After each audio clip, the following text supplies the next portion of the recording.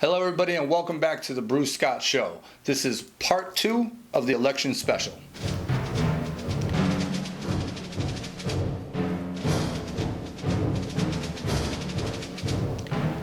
Alright, before we get started, I want to say overall I'm probably a lot like most of you. I can't believe that out of all the great minds in this country, all the great universities, that these two, Hillary Clinton and Donald Trump, is the best that we can do. In the United States of America, this is the best that we can do.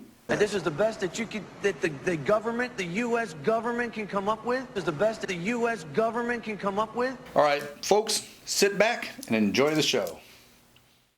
I hope some of you guys remember from the first show, from episode 1, we had a special guest on. His name was Omar al-Baghdadi.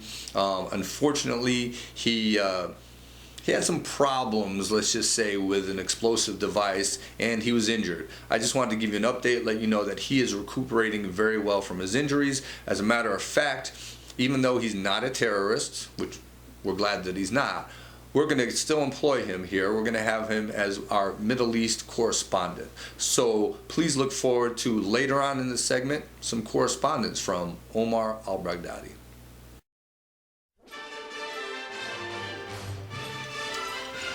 So in this next section, we're going to talk about race and the accusations going back and forth from both camps. He's a racist, she's a bigot. You know, to some extent, they both sounded like they were in a schoolyard. You know, no, he's prejudiced, no, she is. But let's try to cut to the meat of some of this, all right? And we'll start with Hillary first. Now, you know, people in glass houses shouldn't throw stones. In researching this piece, I've been able to find stuff that would be incriminating on both of them. So let's take a look at some of that. First of all, did you know that Miss Hillary Clinton once said that Martin Luther King was not that great? That's interesting. That's a tidbit that one tidbit that I dug up. And of course, many of you have heard her now famous quote calling black males super predators, and we must bring them to heel. Not just gangs of kids anymore. They are often the kinds of kids that are called super predators. No conscience, no empathy. We can talk about why they ended up that way, but first we have to bring them to heel. And now, what does bring them to heel mean? That basically means get them in a place where they're in subjection. Okay? Seemed like a very blatantly racist comment. Have to bring them to heel. Okay, we'll talk about it. I'm not a super predator. It's not appropriate. Super predator.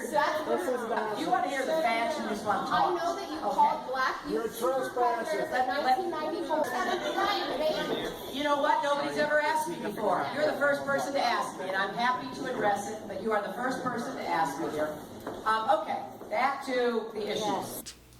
And then, of course, there was her famous "I ain't in no ways tired" with her fake wannabe black southern accent. I don't feel no ways tired. I come too far from where I started from. Nobody told me that the road would be easy. I don't believe he brought me this far to leave me. This has to be an insult to the eardrums of any African American. It was ridiculous, and it was pandering. And you want to talk about pandering? There is, of course, the famous hot sauce comment that she walks around with hot sauce in her purse, somehow implying that this is going to win her points, that black people live on hot sauce, or whatever the correlation is. Pandering, pure pandering. And then Hillary Clinton was also a Goldwater girl. And what was a Goldwater girl? She helped to support Barry Goldwater in his run for office. And what did Barry Goldwater do? I believe it was 1974, and he was famous for fighting desegregation. Now, of course, segregation is where black people, white people, Spanish people can't all be in the same bathroom or eat together and that kind of stuff. Barry Goldwater wanted to continue to keep us segregated, and Hillary Clinton was a supporter of his.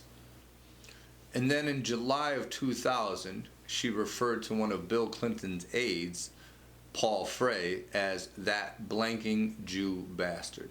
This was verified by several eyewitnesses. And then, of course, there's the fact that Bill Clinton's running mate, Al Gore, well, guess what? His father started the local chapter of the KKK. Remember, folks, do the research. The Democrats have historically been the party of the KKK, decade after decade. Do you think that this has suddenly and magically stopped and disappeared? No, they have just gotten more covert about it. So when they want to brand Donald Trump as a racist, they've got a lot of their own ghosts or skeletons in the closet to deal with. But now we'll get into the case against Donald Trump as far as him being a racist. Now, one of the first of his amazing comments was in regards to Mexican immigrants. He said, and I quote, "When Mexico sends its people, they're not sending their best. They're sending people that have lots of problems. And they're bringing those problems with us. They're bringing drugs, they're bringing crime, they're rapists, and some I assume are good people." Now, here we go. One of Donald Trump's problems is he's not always the most articulate. To say he's rough around the edges is putting it mildly. I like to compare him to the drunk uncle that comes to the family picnic. Even though Donald doesn't drink, the drunk uncle comes to the family picnic and he just has one factual thing after another to say. You listen to him, he's spot on. But then he just goes off the reservation and just goes too far or steps on toes. That's what he does. But when he said that what he was trying to say, which should be obvious, and it's obvious to the left, they just want to manipulate it to their ends. Okay? What he said, and it's obvious. South of the border, guess what? A lot of drugs come through there. That's a fact. Everybody knows that. Nobody's surprised by that. It's factual. Okay? And as far as the rape stuff goes, there was story after story being written about how the Mexicans themselves that were coming across were raping other Mexicans, the women. And I don't think it had anything to do with raping children, thank God. But the women, and then some that got here committed, crimes also. And I know, statistically speaking, it's supposed to, I heard some stat that, immigrants actually, once they're in the country, commit less crimes on average. Perhaps that's true. But again, what he was saying there was factual. It was just not the most delicately put. And I'm not trying to be an apologist for him. I will not do that. When he's wrong, he's wrong. But at the same time, the way the left just grabs stuff and runs with it and just out and out turns it into a lie is obscene. And that is part of what we're fighting against here, is that blatant manipulation of the truth.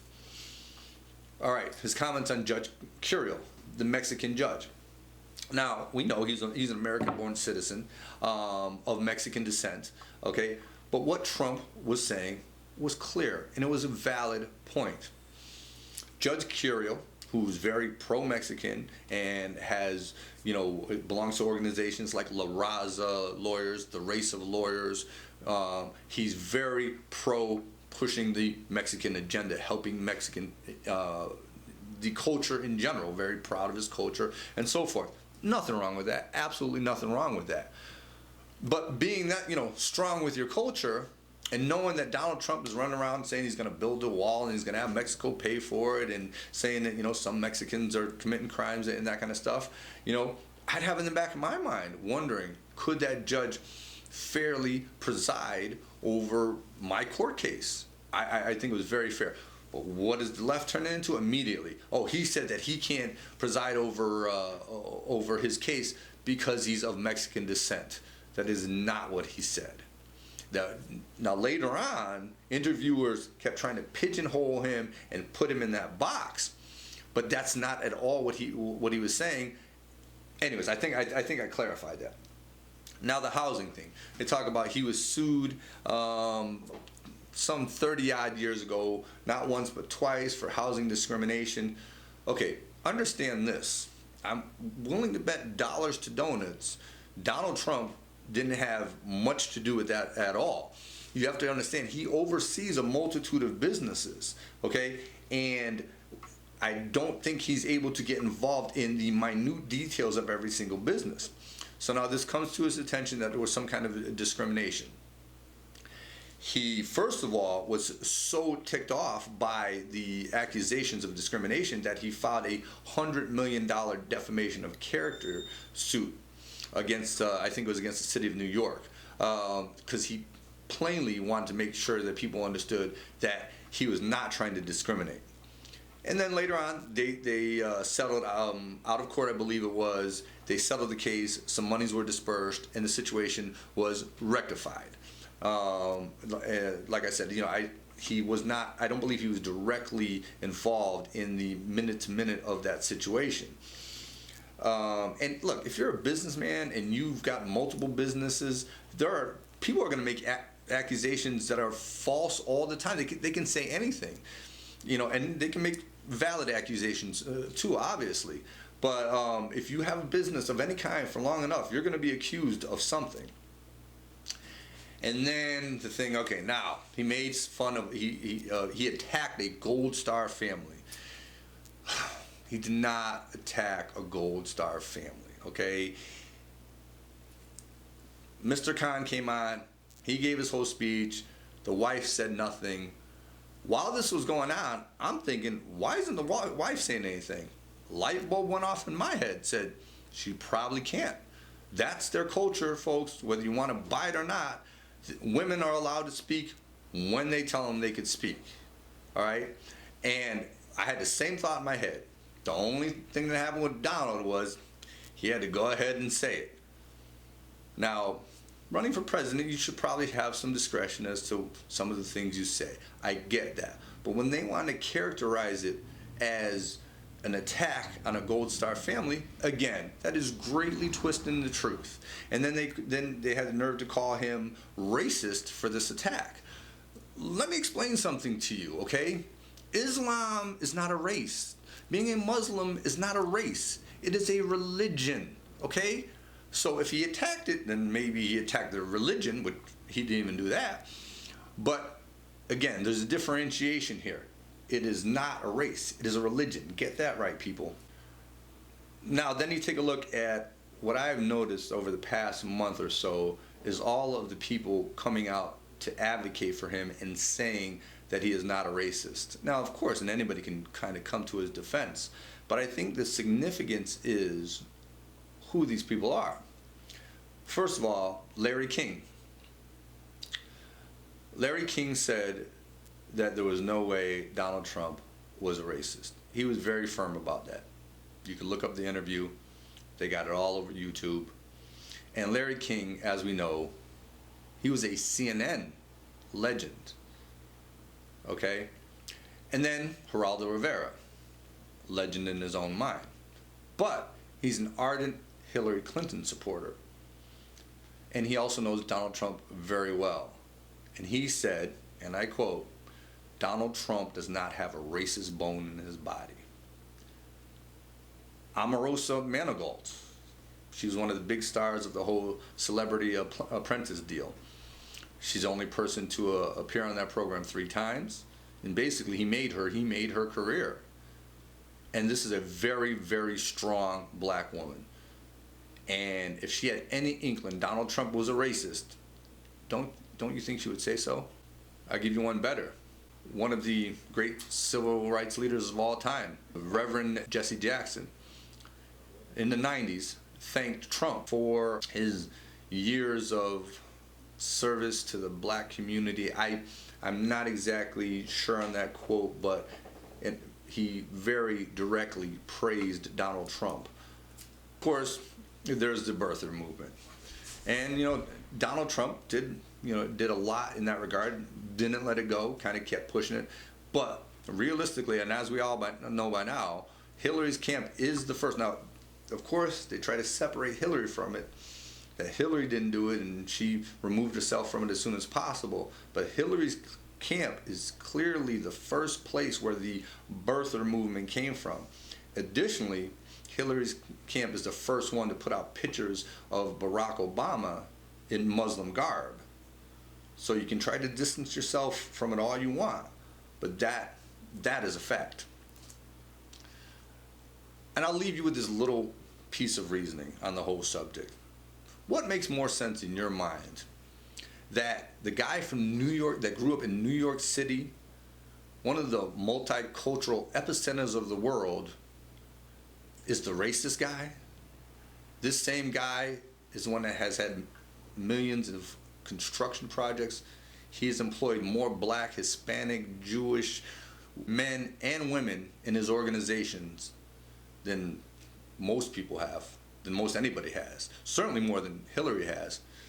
This is the guy that's a racist? Or is it the woman who married the good old boy from Arkansas who made a comment about Barack Obama saying 20 years ago this guy would have been carrying our luggage? So you tell me. Hold on a second. My producers are saying something in my ear here. Okay. Apparently there's something going on in the green room. Can you pull up the camera that's back there? Allah, please forgive me. It's so good. It's so good. Oh, you beautiful little piece of charred pig flesh. Allah, if you forgive me, I promise I will kill 12 infidels for you. Just please forgive this one indiscretion. What are you doing? You're eating bacon and drinking alcohol? No. This is it's turkey bacon. Yeah, no, it's not. It's turkey bacon. Look at this. It says it right here. That is real bacon. Beer. That is not actual alcohol. And this is real beer. You know what? Do not question You're a me. fake You know Muslim nothing and about a my fake religion. terrorist. Get out of here. You're an infidel. Hello, everybody, and welcome back to the Bruce Scott Show.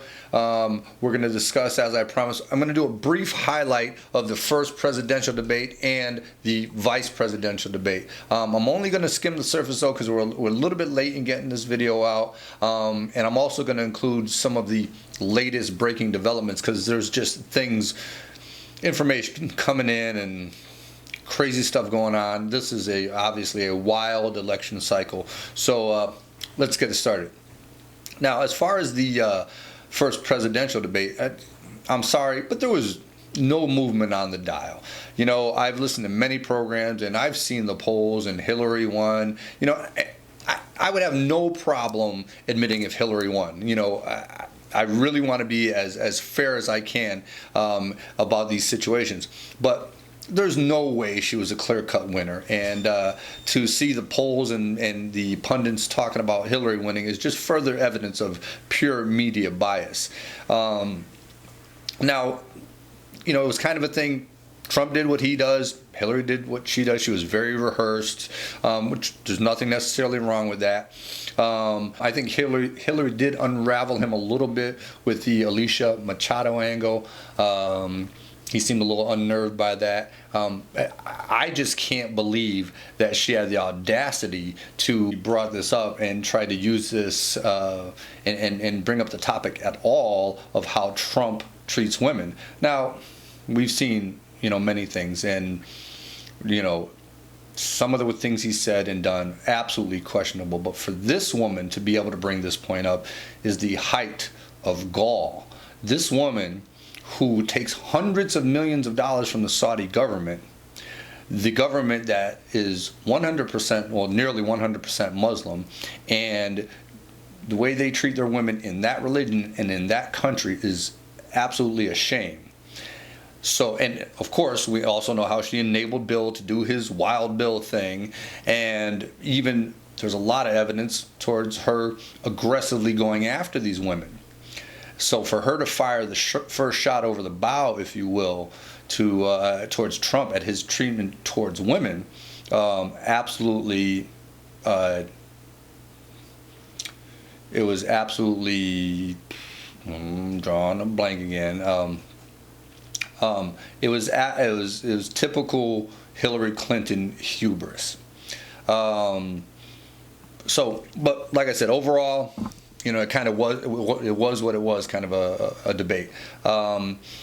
one of the things that nobody is talking about here is the fact that, well, very few people, aside from some online stories that I saw, some YouTube stories that I saw, about the possibility of Hillary Clinton using a teleprompter. Now, the left or the right hasn't even talked about this very much, and I just am not sure why. Some may say it's because there was no proof that she was using a teleprompter, but nobody has even bothered to investigate. I guarantee you, if there was a question as to whether or not Donald Trump used a teleprompter, they would be combing through that tape and dissecting every piece of it and going after him. I'm telling you right now, both sides, Democratic and Republican, have it in for Trump. Go online, view the tapes. There are several tapes that clearly show something glowing on her podium. As she walks away, that glow goes out. Donald Trump did not have any such device. I heard one explanation that it was a simple light. That doesn't make sense because she was glancing down at that light many times during her speech. So I don't know why this is not a bigger story. If for nothing else, just to explain to us, hey, it was legit. I know some people saw this, it was concerned, but it didn't happen. This woman is cheating. I can almost guarantee that. First we saw the stuff with the earpiece, and now with this. I don't think she can keep coherent thoughts together. Maybe I'm wrong, but there's something funny going on. The VP debate, it was interesting. I think Mike Pence clearly won that one. Everyone is pretty much in agreement with that. He was calm, cool, even presidential, if you will. I think some people kind of wish it was Mike Pence running for president, but he is actually running for vice president, of course. Tim Kaine, he just came off as creepy. That's the only real assessment I have of his performance. He looked like, he could be one of those creepy clowns that are in the fields terrorizing everybody these days. It is amazing that Hillary Clinton was able to actually find somebody more unlikable than her. But he is. Now I want to get into a little bit more of these the stuff about the tape that came out with Donald Trump saying ridiculous stuff about women, and about Hillary's most recent email leaks. The WikiLeaks email leaks pertaining to Hillary. First of all, on Trump's comments, they were gross. But let me say this. Conversations along these lines, almost every man in America, I don't know, maybe in the world, has these kind of conversations about women. Of course, not from the perspective of being a star and they can do what they want. But they have very graphic conversations about women. It is locker room talk. The only difference is his locker room talk was caught on tape. And it's awful funny that this video comes that this video comes out right before the next debate, when Hillary knows that Donald is going to attack her on her husband and his predatory actions his entire life. So I find the timing very interesting. Again, collusion with the media. They will do anything to get this woman in office, and I don't know how they don't understand how destructive this woman is going to be to this country. Which leads to her emails. These emails that were released expose her for the phony that she is. First of all, she stated clearly that you should have a public and private position when it comes to the issues, which means there's one thing you say to the public, and then there's what you really believe in private. She's a liar, which further shows what we've been saying all along. The woman lies, and she will say anything it takes to get elected. How can you put in office someone that you absolutely cannot trust? There it was in black and white. public position and a private position. That means she is BSing the American public. And furthermore, the email that was released about her wanting an open marketplace and open borders, this basically gives credence to the New World Order conspiracy theorists, if you will. Open borders is the first step in that process, and this is another one of those theories that I said, no, New World Order, it just sounds too Orwellian, it just sounds too much. But look, it's playing out right in front of us. Trust me, folks, you do not want open borders. Okay, here I was going berserk. I was almost literally ready to scream at my TV set once again with the biased coverage of CNN. How is it possible? See, here's CNN, massively biased. The Clinton News Network, we know that. People that listen to conservative programs, they get that. But the general public or the underinformed masses don't understand that. They'll watch CNN and the lamestream media, and their entire spin on everything is pro-Hillary. I have no idea how Donald Trump is actually still treading water at all. He should be behind by 30 points right now because of the absolutely lopsided coverage of the lamestream media and CNN in particular. I was flipping back and forth between Fox and CNN. And now, listen to me again. When I first got into doing this, I thought Fox was a little too far off the deep end. And if you watch my first episode, I kind of indicate that. But more and more, at least they try to represent both sides at some point. They discussed the Hillary emails, and they also discussed what Donald Trump said about women. They did both. I kept going back to CNN. I stayed up extra late. I wanted to go to bed. I had to get up early the next morning, but I kept watching CNN to see if they talked at all about the Hillary Clinton emails that came out pertaining to her and her phony public and private positions and the whole, the other one with the open borders. Not a word. Now, maybe they covered it at some point, but I didn't see it, and it was hours and hours and hours of what Donald Trump did, And Don Lemon, he's one of the worst. Again, these people are just not journalists. Don, you're not a journalist. You're a talking head, and you bring nothing to the table but cheerleading for Hillary Clinton. The entire CNN network, it makes me sick. We have to find a way to get the bias out of the media. I'm not sure if this is the exact stat, but it's something like 6 people control 100% of the media.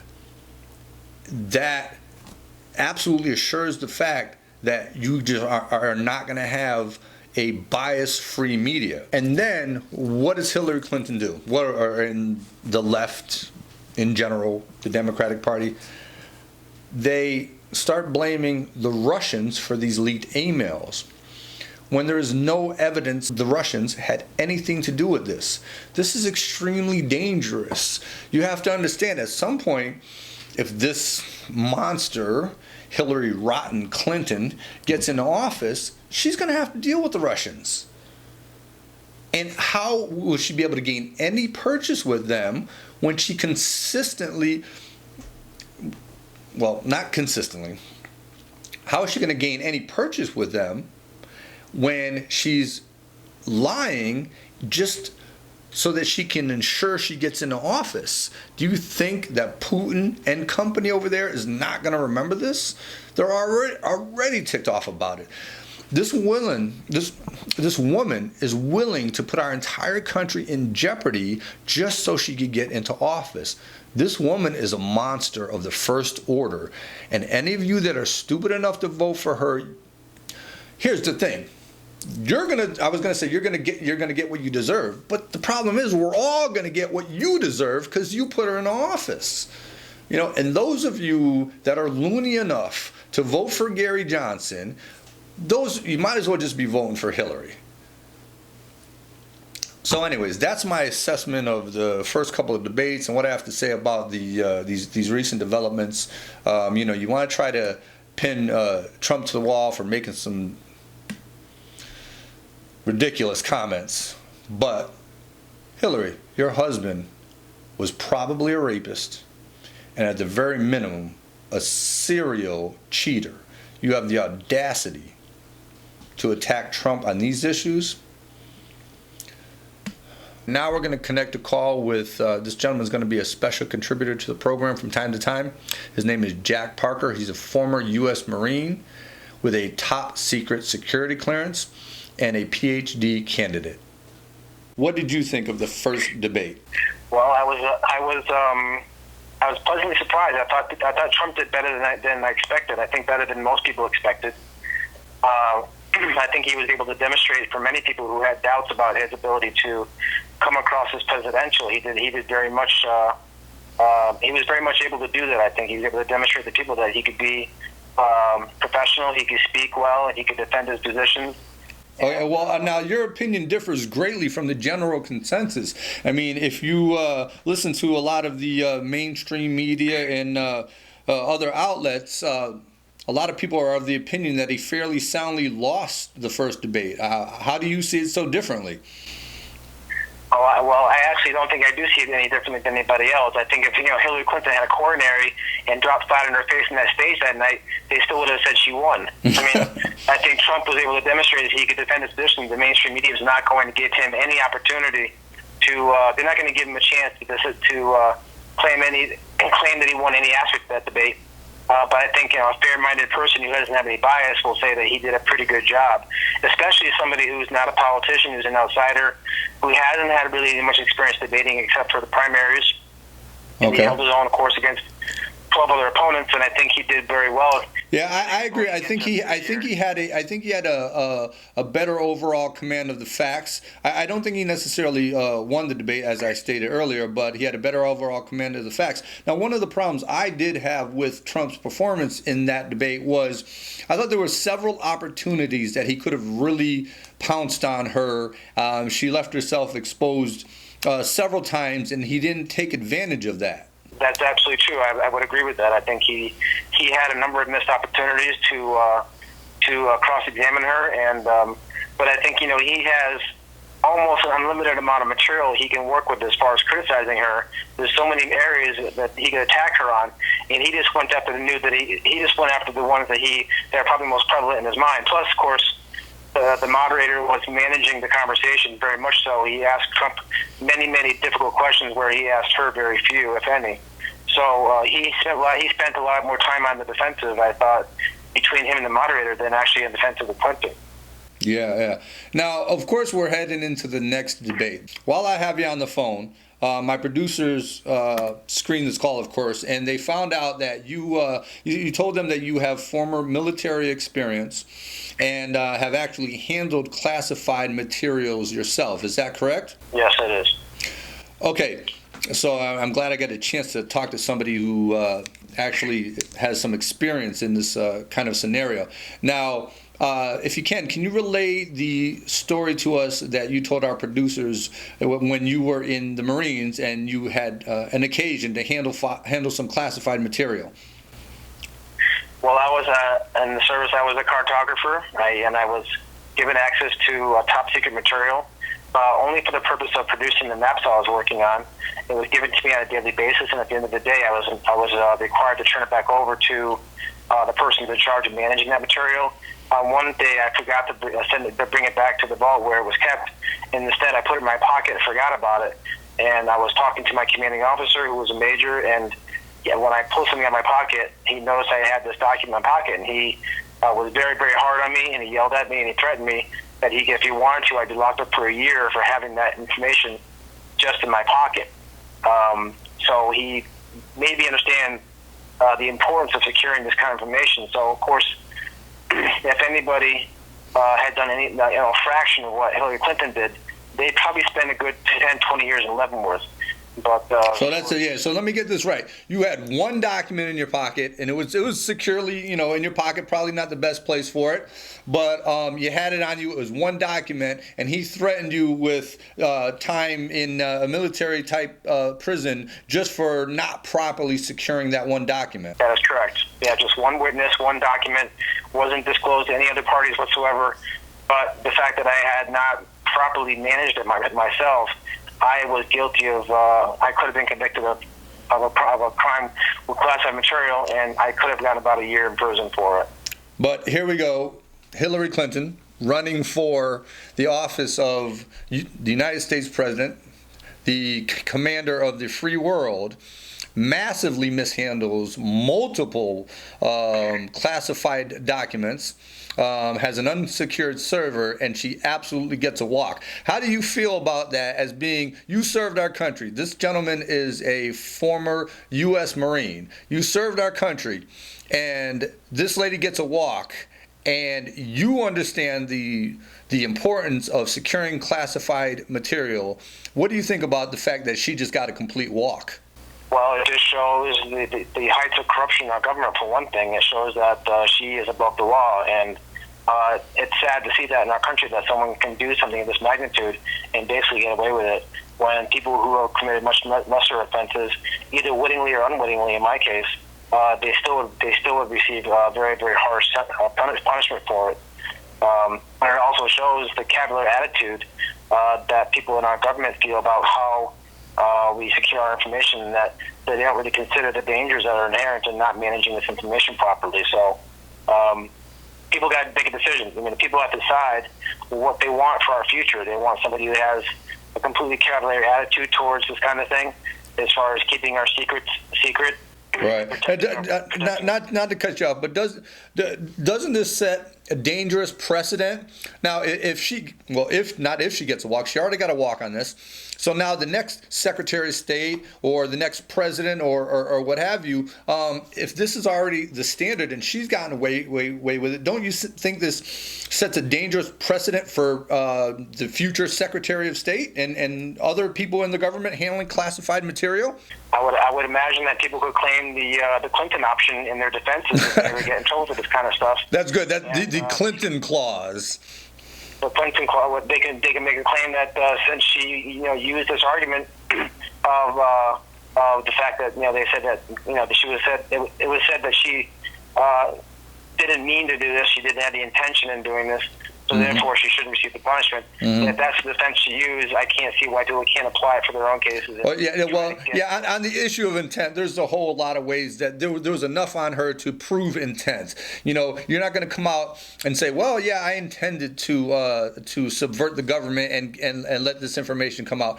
There's enough proof of that out there. But okay, so real quickly though, do you think Trump won? Do you think Hillary won? Was there a winner in that debate, in your opinion? I think it was kind of a wash between the two, but I don't think the fact that either someone won or didn't win really makes a big difference in as far as the voting and the campaign goes at the end on election day. I think most people are in for their candidate at the beginning anyway, and they really don't change their opinion too much from the debates. I think it helps clarify things. It helps you see what your candidate can do when they're in on a stage like that, but I don't think it changes any vote. I think it probably changes a very, very few people's minds. I think most people are decided. Even independents, I don't think that the debates really. Yeah, that was kind of my opinion too. All right, well, thank you very much for your time. Again, folks, this man served in the U.S. military, got in plenty of trouble for just one document, but Hillary Clinton gets a complete walk. Really?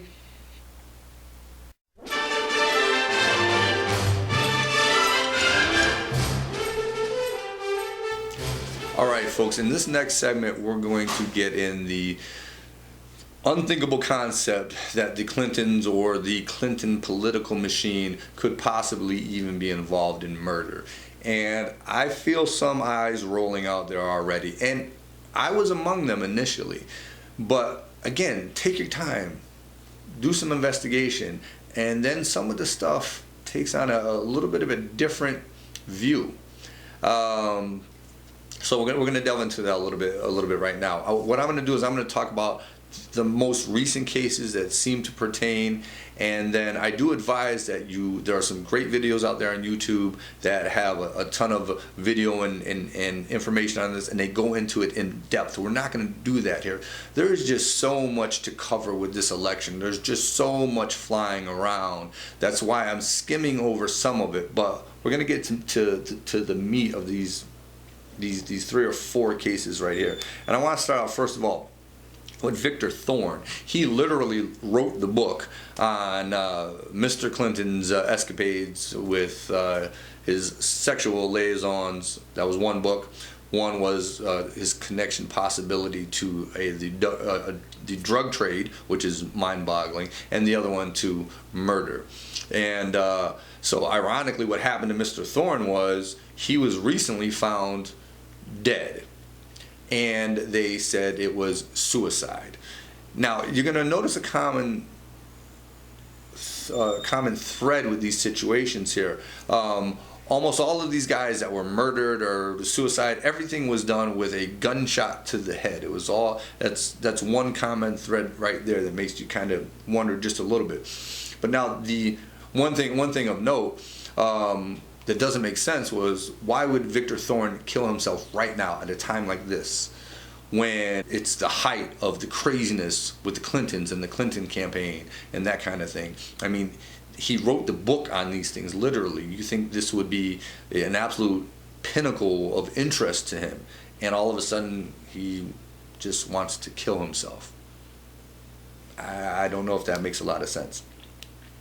Then there was, of course, the next day. Now, Mr. Thorne was killed, and then the next day, Sean Lucas served the DNC with papers, a court proceeding, charging them with fraud because they frauded Bernie Sanders out of the proper process with the primary. And there's video of that online everywhere. He was very happy that he served them, and they were kind of gonna get their comeuppance for committing fraud. He was found dead the very next day. They tried to characterize that as a robbery. Well, when people rob you, they usually take your stuff. That didn't happen. He was found with, I believe it was watch, his cell phone, his wallet. Nothing was taken from him. So how is it a robbery? And the reason that I bring these things up again is, why is this not being covered in the mainstream, or as I like to call them, the lamestream media? I mean, this is people being killed, and it's not of interest to anybody. Instead, we want to analyze every other aspect of this campaign down to the smallest thing each person says. I don't get it. And then there was Seth Rich. Now, there was evidence that Mr. Rich may have had evidence of voter fraud. Now, this is not solid. This is not a solid conclusion that he had this evidence. But once again, Mr. Rich came up dead. This is all within the past few months here. And then finally, there was John Ash. Apparently, he was lifting weights, and the barbell crushed his windpipe. Now, I work out all the time, and let me tell you something. Would be very difficult to accomplish that task, even if you're working out by yourself. You get to the last rep, you can't do any more. It's going to fall on your chest. It has happened to me countless times. It has never come close to crushing my windpipe. So once again, very suspicious circumstances. I'm sorry about the glasses. Like I said, the eyes just aren't what they used to be. And if you're sitting there and you're saying to yourself, oh, there's no way that politicians would plot to murder somebody, or the Clintons would be involved in killing somebody. If you don't believe that political machines kill people to further their agenda or to hide things, you are seriously fooling yourself. It is a matter of business. It happens, and it happens all the time. Now, I'm not saying it happened here, but again, why isn't it being talked about in the mainstream media? You need to ask this question. And if you don't watch any of my videos, you don't like any of my videos, you don't share any of my videos, share this one. get the word out, ask the question, put it on, maybe put it on Facebook, whatever it does to kind of provoke a response as to why more is not being investigated and talked about as far as these people's death. And really briefly, while I'm at it, what I'm going to do is I'm going to mention this whole thing of Hillary Clinton having an earpiece. This is another thing that is not being talked about by the lamestream media. And I don't understand why, because this has to mean that she is somehow cheating or getting help during these debates. In the Matt Lauer interview, it was brought up online, and some people talked about they could see she had a little kind of pearlescent earpiece in. So I read an article in the Washington Post, and it said that the whole earpiece thing had been debunked and that there was video of it. So I clicked on the video link and I looked and said, well, sure enough, there's no earpiece in her ear when she's talking to Matt Lauer, or during that whole, I think it was the Commander-in-Chief forum. There's no earpiece there. So I said, all right, well, that's one of those internet garbage stories. Then I went back to the actual live tape of the Matt Lauer interview and the Commander-in-Chief forum, and there it was, plain as day, right in her ear. You could see it. It's a little bud. It is in her. It would be in her left ear. It was there. So does that mean that the Washington Post edited the image? I don't know. I don't want to accuse them of such. But I know for a fact, and again, you go, take a look. Take a look at the film. It's in there. She has an earpiece. Why is this relevant? Because it seems to be that she's getting some help in the debates. And if she wears this in the upcoming debates, this is cheating. And it doesn't look like the kind of earpiece that would be a hearing aid. And in her medical disclosures, there was no disclosure about a hearing aid.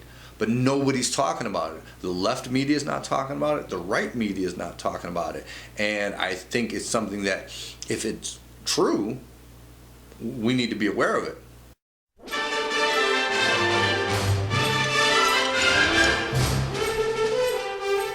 All right, everybody, that's it for part 2 of the election special. I hope you enjoyed the show. I know we have a lot of fun making it. Please do not forget to comment, like, and subscribe. That stuff really does matter to us. Also remember to share, especially if you have a loony libtard in your family or a friend, somebody at school. These folks need to see this stuff. Too many of them have a steady diet of lamestream media and CNN. My God, they are being so misled. Do them a favor, share this video, share other videos that are like it. Get out there, help them educate themselves. So that's it. Good night, and God bless.